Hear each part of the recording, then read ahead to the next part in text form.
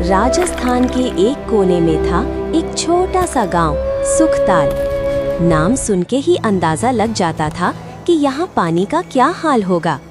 इस गांव में पानी नहीं था, सपने नहीं थे और उम्मीद भी धीरे धीरे रेत की तरह फिसलती जा रही थी। 3 दिन हो गए, एक लौटा पानी भी नहीं मिला। बच्चे रो रहे हैं प्यास से। पिछले साल पीने के लिए पानी तो मिला था, लेकिन इस बार तो एक बूंद पानी भी नसीब नहीं हो रहा। 1 साल होने को आया, बारिश नहीं हुई।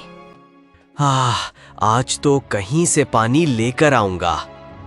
बचाओ, कोई बचाओ, हे मानव, मेरी मदद करो। ये भुट्टा बोल कैसे रहा है? मैं कोई मामूली भुट्टा नहीं हूँ, मैं जादुई भुट्टा हूँ।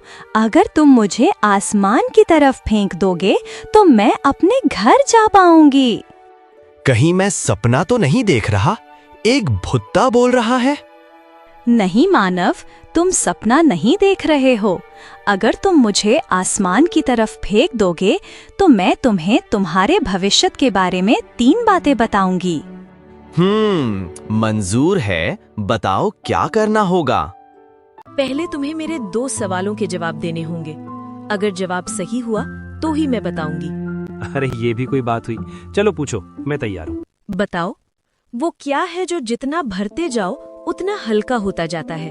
जितना भरे उतना हल्का? अरे ये कैसी बात हुई?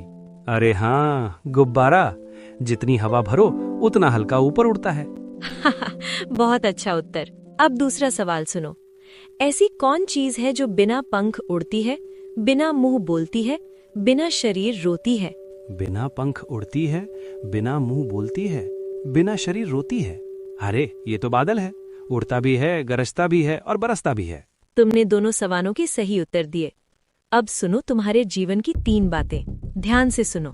पहली, तुम्हारा विवाह किसी इंसान से नहीं होगा। दूसरी, तुम्हारे गांव में पानी की बार आ जाएगी। तीसरी, आज तुम्हें एक जादुई चीज मिलेगी जो तुम्हारी जिंदगी बदल देगी। अरे ये कैसी उल्टी सीधी बात है? जब इंसान से विवाह नहीं होगा तो बच्चे कैसे होंगे? और कोई आभूषण मेरी जिंदगी कैसे बदल देगा? समय आने पर सब समझ जाओगे। याद रखना, आज की मुलाकात तुम्हारा भाग्य बदल देगी। मुझे इन बातों पर विश्वास नहीं, लेकिन तूने मुझसे विनती की। जा, मैं तुझे छोड़ देता हूँ। धन्यवाद हरिया, फिर मिलेंगे।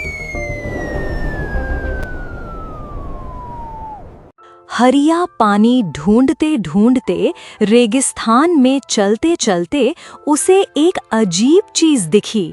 जब उसने उस चीज को छुआ तो एक खूबसूरत अप्सरा उस चीज से बाहर निकल आई। ये देखकर हरिया हैरान हो गया। तभी, हरिया बताओ तुम्हें क्या चाहिए? मैं तुम्हारी 3 मन्नतें सच कर दूंगी। इतने सुंदर, तुम कौन हो? मैं एक अप्सरा हूँ। तुमने जब उस चीज को हाथ लगाया तब उस चीज से मैं बाहर आई। अब बताओ तुम्हें क्या चाहिए? मेरी पहली मन्नत है कि मेरे गांव में पानी की कमी है। कुछ ऐसा करो कि पूरा गांव पानी पानी हो जाए। मंजूर है। अब दूसरी इच्छा क्या है बताओ? मुझे थोड़ा वक्त दो। क्या मैं अपनी दूसरी इच्छा कुछ दिनों बाद मांग सकता हूँ? ठीक है, जैसे तुम्हारी मर्जी। ये कह के अप्सरा गायब हो गई। हरिया घर लौटते लौटते रात हो गई थी, लेकिन तभी भी गांव में पानी की कमी थी। हरिया ने सोचा कि वो अप्सरा झूठी थी, वो झूठ बोल रही थी। ये सारी बातें सोचकर सोने जा ही रहा था, तभी बाहर से लोगों की चिल्लाने की आवाज आई। इतने में ही उसके घर के अंदर पानी भर गया। ये देखकर हरिया बहुत घबरा गया। बाहर देखा तो पूरे गांव में बाढ़ आ गई थी। ये भगवान, ये क्या हो गया? वो अप्सरा और भुट्टे की बातें तो सच हो रही हैं, लेकिन ये तो बहुत गड़बड़ हो गया। दूसरी, तुम्हारे गांव में पानी की बार आ जाएगी। कि मेरे गांव में पानी की कमी है। कुछ ऐसा करो कि पूरा गांव पानी पानी हो जाए। अप्सरा की बातें सच हो गई और जैसे हरिया ने कहा था कि उसका गांव पूरा पानी पानी हो जाए, उसी तरीके से पूरा गांव अब पानी में डूब गया है। रात बीत गई और हरिया जैसे तैसे करके दौड़ दौड़ कर उसी जगह पर गया जहां पर उसे अप्सरा मिली थी।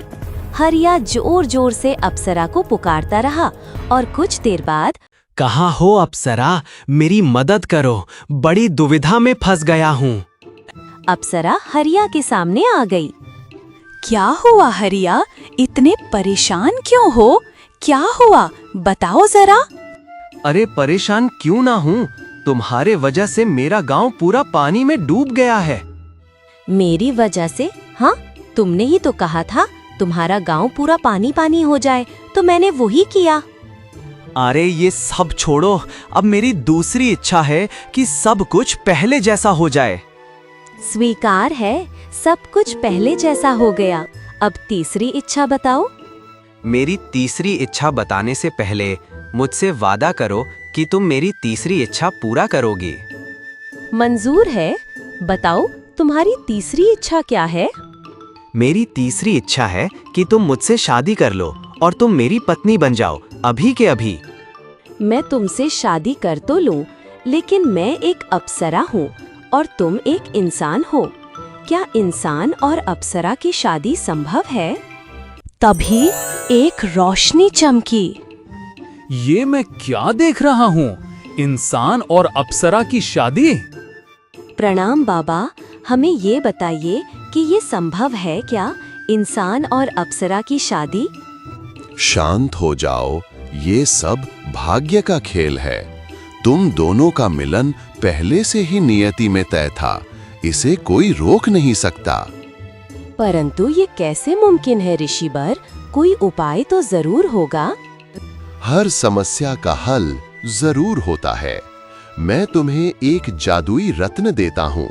ये रत्न जब तक तुम्हारे पास रहेगा, तब तब तुम इंसान से अप्सरा और अप्सरा से इंसान बन पाओगी।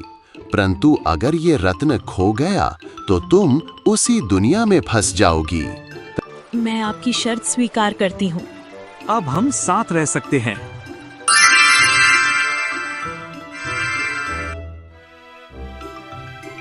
आज से हम हमेशा साथ रहेंगे। हाँ हरिया, अब यही मेरा संसार है। समय बीतने लगा। हरिया का घर हंसी और खुशियों से भर गया। कुछ वर्षों बाद उनके घर 2 पुत्रों का जन्म हुआ, आरव और विवान।